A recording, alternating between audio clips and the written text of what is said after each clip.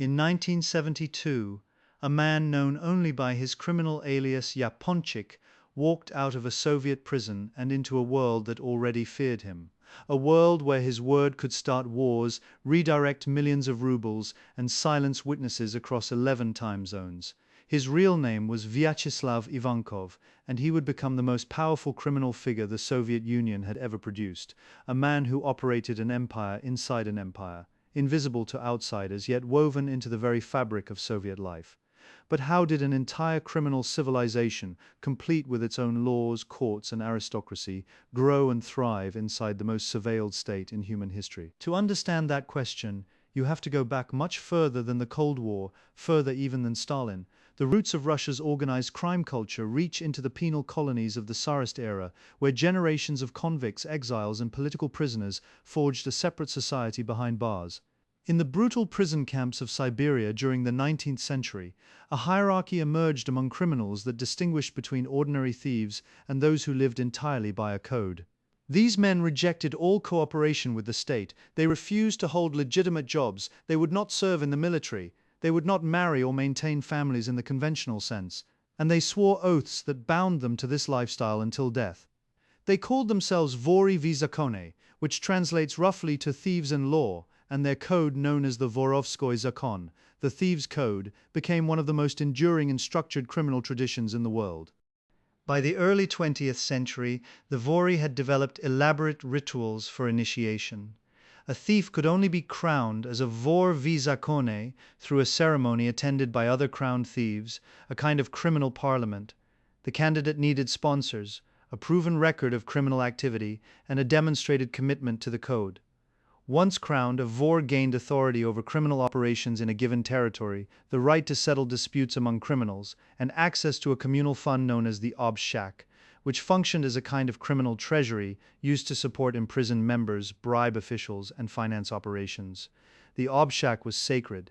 To steal from it was a death sentence. Now, if you are the kind of person who finds these hidden structures of power fascinating, the kind of viewer who wants to understand not just what happened in Soviet history, but the mechanics underneath, then this channel was made for you. Consider subscribing so you never miss an exploration like this one. The Bolshevik Revolution of 1917 did not destroy the Vory.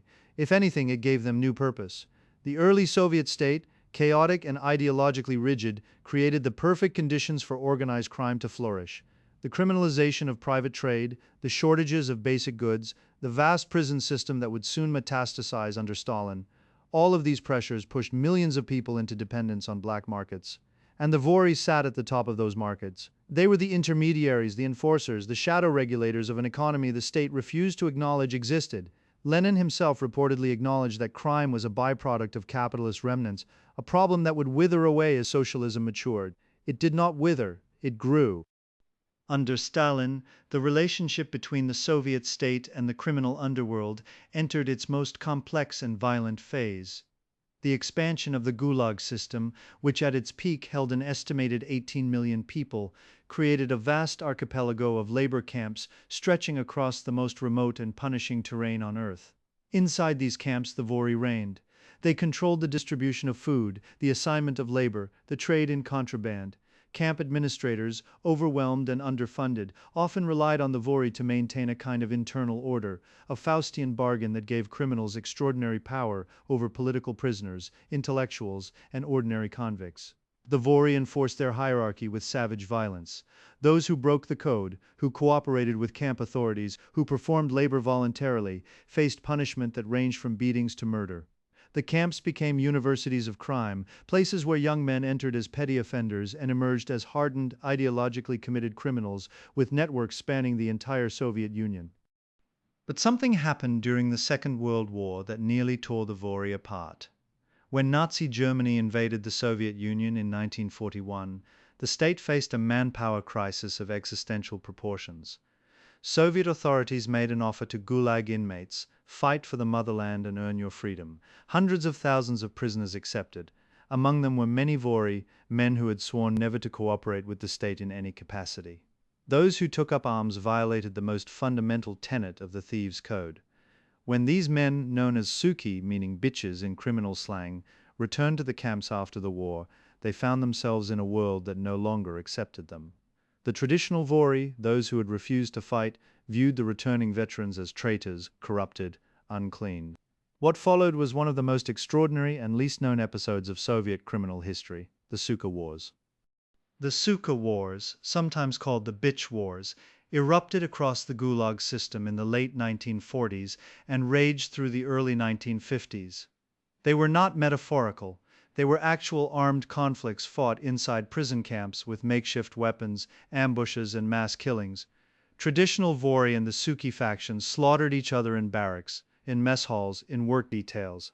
Camp authorities, in some documented cases, deliberately placed rival factions together to provoke violence, a tactic of divide and rule that reduced the power of any single criminal group.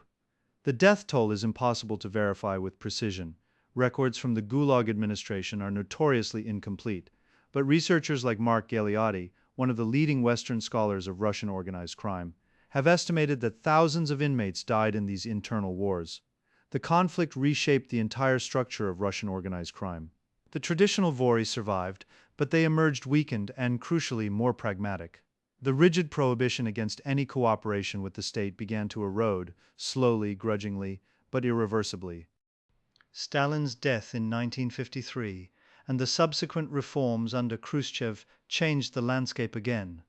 The Gulag system contracted dramatically. Millions of prisoners were released, but the criminal networks they had built inside the camps did not dissolve.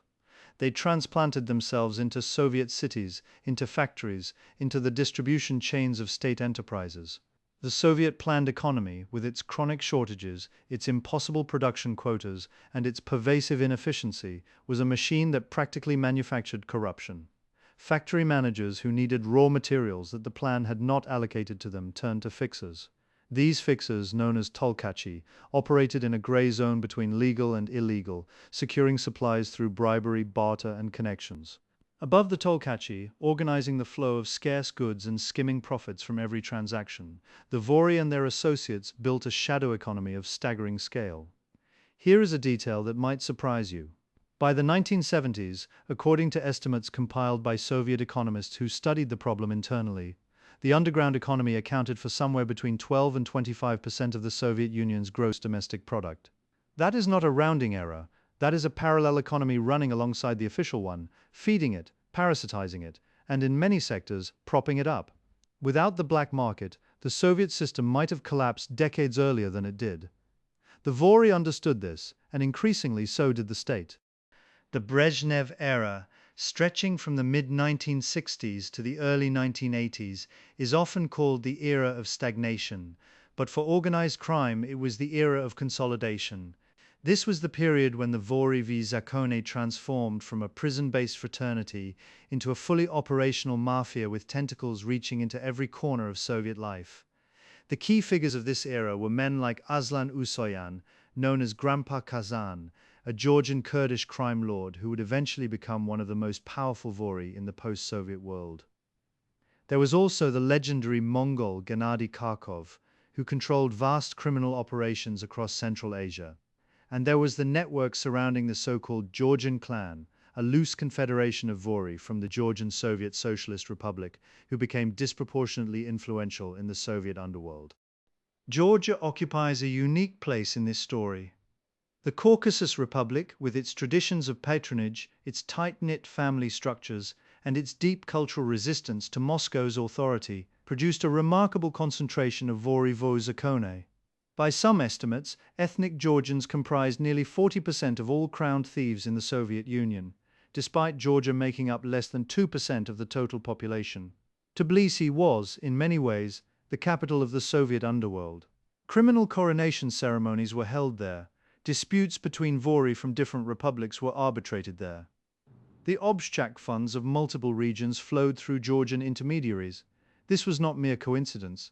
Georgian culture contained elements, a reverence for hospitality, for honor codes, for resistance to central authority, that mapped onto the Vorovskoy Zakon with remarkable precision. But the concentration of criminal power in Georgia also reflected something more practical. The republic's geographic position on the Soviet Union's southern border made it a natural conduit for smuggling, and its relatively relaxed local administration, often itself deeply corrupt, provided fertile ground for criminal enterprise. The 1970s also saw the rise of a new kind of criminal figure in the Soviet Union, one who blurred the line between underground economy and official power. These were the so-called Sekhoviki, the workshop operators, illegal entrepreneurs who ran clandestine manufacturing operations inside or alongside state factories. They produced consumer goods, everything from blue jeans to sunglasses to shoes, using state materials and state equipment, but selling the products through black market channels. The profits were enormous. A single Sekhovik operation could generate the ruble equivalent of hundreds of thousands of dollars per year. And these operators needed protection. They needed enforcement. They needed the Vory. This was the moment when Soviet organized crime completed its transformation from a prison subculture into a comprehensive criminal economy. The Vory provided protection for the Tsekhoviki. In return, they took a percentage of profits and funneled money into the Obshchak. Corrupt officials at the local, regional, and sometimes national level received bribes to look the other way or to actively facilitate operations. The KGB knew about all of this. The Ministry of Internal Affairs knew. The Communist Party knew, and yet the system persisted because dismantling it would have meant confronting the fundamental failure of the planned economy to provide for its citizens. Consider the case of the Uzbek cotton affair, one of the largest corruption scandals in Soviet history. Throughout the 1970s and into the 1980s, officials in the Uzbek Soviet Socialist Republic systematically falsified cotton production figures, claiming to have produced millions of tons more cotton than actually existed. The phantom cotton was sold to Moscow at state prices, and the money was pocketed by a network that extended from collective farm managers up to the Republic's first secretary, Sharaf Rashidov, who was a candidate member of the Politburo. The scheme involved billions of rubles. When investigators finally began to unravel it after Rashidov's death in 1983, they discovered connections not just to corrupt officials, but to organized crime networks that had facilitated the laundering of money and the distribution of bribes. The investigation, led by the crusading prosecutors Telman Dlian and Nikolai Ivanov, reached so high into the Soviet power structure that it was eventually curtailed, apparently because it threatened to implicate figures close to Brezhnev's own family. This is the paradox at the heart of the Soviet Mafia. The system that was supposed to eliminate crime, that claimed to have created a classless, crime-free society, instead produced the most deeply entrenched criminal aristocracy in modern history.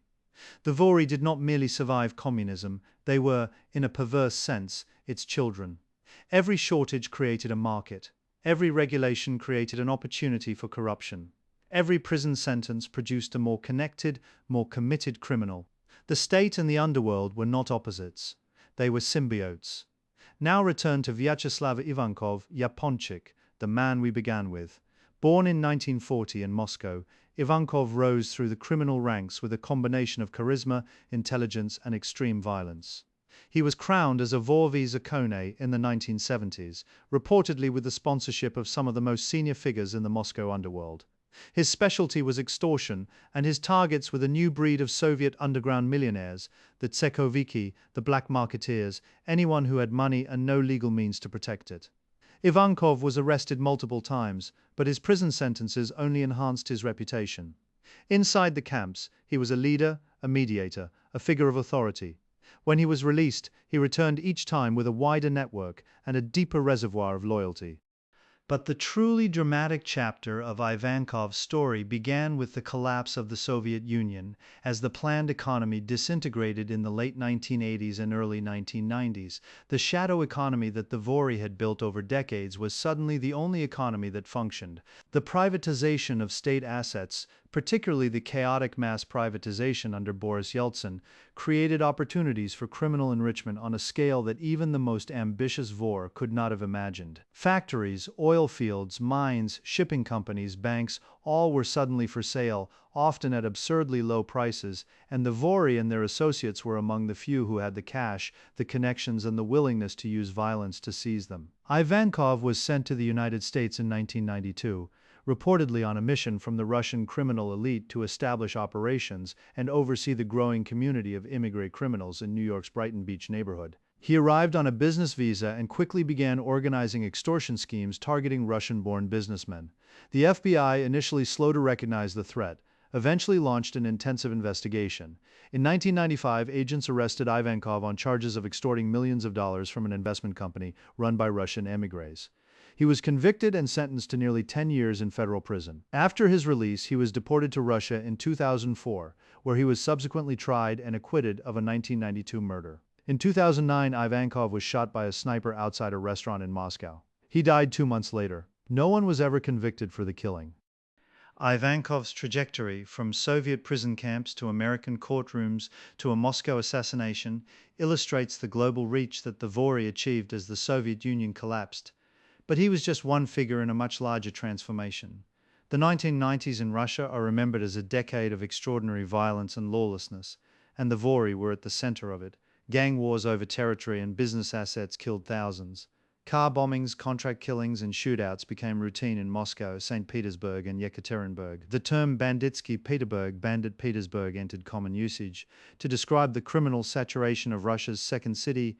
The Vory also began to evolve in ways that would have been unthinkable under the old code. The traditional prohibition against cooperation with the state was increasingly ignored. Vory formed alliances with corrupt politicians, security service officers, and businessmen. Some Vory became businessmen themselves, laundering their wealth through legitimate enterprises and acquiring the trappings of respectability. The rigid asceticism of the old code, the prohibition against personal property, against family, against any attachment to the material world, gave way to ostentatious displays of wealth. Crowned thieves drove Mercedes, wore Italian suits, and vacationed on the French Riviera. The purists among the Vory denounced this as a betrayal, but the purists were increasingly marginalized, outmaneuvered by a new generation that understood the world had changed.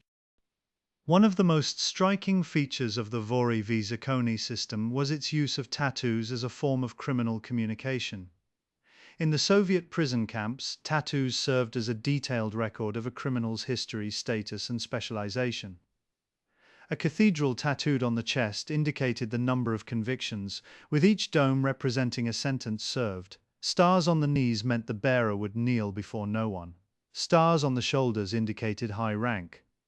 A spider web on the elbow signified drug addiction. Rings on the fingers, each with a specific design, conveyed information about the wearer's criminal specialty and status within the hierarchy. Wearing a tattoo one had not earned was a serious offense, punishable by removal of the tattoo, sometimes with a knife, and potentially by death. This system of symbolic communication, developed over decades in isolated prison camps, was one of the most elaborate criminal semiotics ever devised. Soviet criminologists who studied these tattoos compiled extensive catalogues, and some of these documents, declassified after the fall of the Soviet Union, have been published and analyzed by researchers like Danzig Baldaev, a former prison guard who spent decades documenting the tattoos of Gulag inmates. The fall of the Soviet Union also internationalized the Vory in ways that transformed global organized crime. Russian criminal networks established operations across Europe, in Israel, in the United States, in Latin America, in Southeast Asia. They moved into drug trafficking, arms dealing, human trafficking, cybercrime, and financial fraud. The connections between Russian organized crime and the Russian intelligence services, always murky, became a subject of intense concern for Western law enforcement. Some analysts, including former intelligence officers, have argued that the line between the Russian state, its intelligence apparatus, and organized crime has become so blurred as to be meaningless in certain contexts. This is a contested claim, and it is important to note that many scholars caution against overgeneralizing. But the documented cases of cooperation between Vory, corrupt officials, and intelligence operatives are numerous enough to make the relationship impossible to ignore. One such case involved Semyon Mogilevich, a Ukrainian-born crime boss who has been on the FBI's 10 most wanted list and who has been linked to natural gas trading schemes worth billions of dollars, arms trafficking, and fraud operations spanning multiple continents. Mogilevich, who holds multiple citizenships and has reportedly been protected by powerful figures within the Russian establishment, represents the modern evolution of the Vory Zakone concept, a figure who operates at the intersection of crime, business, and state power, and who defies easy categorization. Whether Mogilevich is technically a crowned thief is a matter of debate among experts on Russian organized crime. What is not debatable is that his operations exist within the ecosystem that the Vory created. The Putin era has brought yet another transformation. Under Vladimir Putin, the Russian state has reasserted control over many aspects of national life, including organized crime. Some analysts describe this as a kind of disciplining of the Vory, in which the state has established itself as the dominant partner in the relationship, tolerating criminal activity that serves state interests and crushing it when it does not. The assassination of Aslan Usoyan, Grandpa Kasan, in a sniper attack on a Moscow street in 2013 was widely interpreted as a signal that even the most powerful Vory were not beyond the reach of forces connected to the state. His rival, Tariel Oniani, had been arrested in 2009. The landscape was being reshaped from above, but the Vory have not disappeared. They have adapted, as they have always adapted, to the conditions around them. In Russian prisons, which still hold approximately 500,000 inmates, the Thieves' Code continues to exert influence. In the countries of the former Soviet Union, from Ukraine to Kazakhstan to the Baltic states, Vory networks remain active, and in the diaspora communities of Europe and North America, the traditions of the Vorovskoy Zakone persist, transmitted from one generation to the next, evolving but never entirely abandoned. What makes the story of the Vory v Zakone so remarkable is not simply its scale or its violence, though both are extraordinary. It is the fact that this criminal civilization developed its own complete alternative social order, with laws, courts, taxation, welfare systems, and a code of honor, all operating in the shadow of one of the most powerful states in human history. The Soviet Union spent decades trying to build a new kind of society, a society without classes, without exploitation, without the injustices of the old world. And in the hidden spaces of that society, in the prison barracks and the factory back rooms and the smoke-filled apartments of Tbilisi and Moscow, another society was being built, one that mirrored the structures of the state it rejected while depending on the failures of that state for its very existence. The ultimate irony is this. The Soviet experiment was supposed to prove that crime was a product of capitalism, that it would wither away as socialist society matured. Instead, the Soviet system produced one of the most resilient and sophisticated criminal cultures in recorded history, one that did not collapse with the Berlin Wall, but instead spread outward, carrying its codes and its methods into the globalized world of the 21st century. The Thieves-in-Law did not merely survive the end of the Soviet Union. In some ways, they were better prepared for what came next than the state itself. And the question that haunts Russian society today, the question that haunts any society grappling with the relationship between power and corruption, is whether a system built on secrecy, loyalty, and violence can ever truly be dismantled, or whether it simply changes form, puts on a new suit, and waits for the next opportunity to reassert itself.